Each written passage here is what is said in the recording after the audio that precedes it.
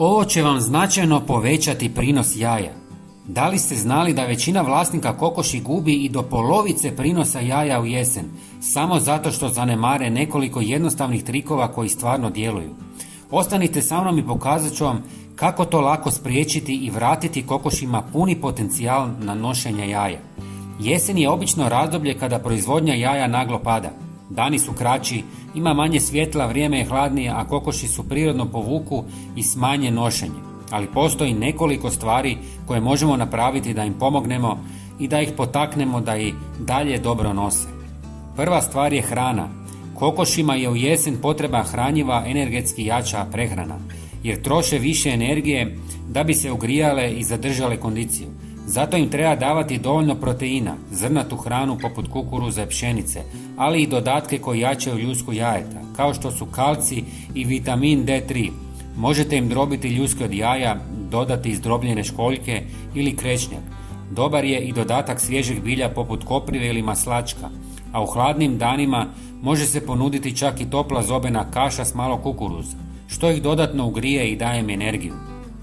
Druga stvar koja je jednako važna je higijena i borba protiv nametnika.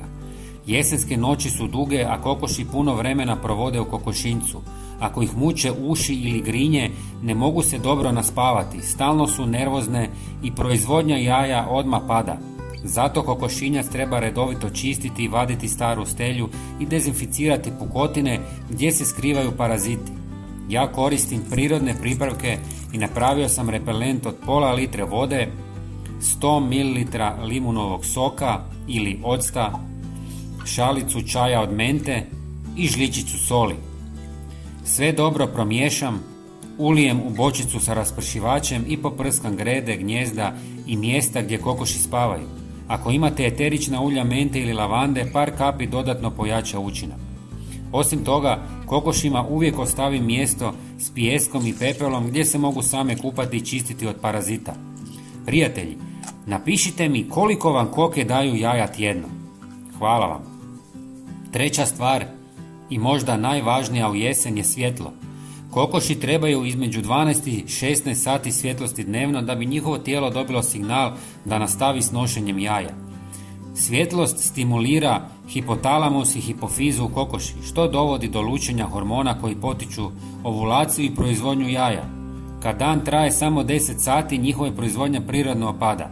To se može jednostavno riješiti tako da u kokošinjac stavite led žarulju koja se pali rano ujutro ili na večer kako bi se produžio dan. Nije dobro koristiti jake grijače i lampe koje mogu izazvati požar. Zato je led najbolje rješenje. Idealno je da se svjetlo pali postepeno i da kokoši ukupno imaju barem 13 ili 14 sati svjetlosti. Na taj način ih doslovno prevarimo i njihovo tijelo nastavlja proizvoditi jaja iako je vani jesen i dan je kratak. I na kraju, vrlo je važno da kokoši imaju mir, suhu i toplu stelju i da se osjećaju sigurno. Kada su opuštene, dobro uhranjene, bez parazita i imaju dovoljno svjetla, rezultat će biti puno bolji prinos jaja nego što biste očekivali u ovom razdoblju. Ja sam primijetio ogromnu razliku kada sam sve ovo primijenio i zato sam siguran da će pomoći i vama. Vidimo se u sljedećem videu. Pozdrav!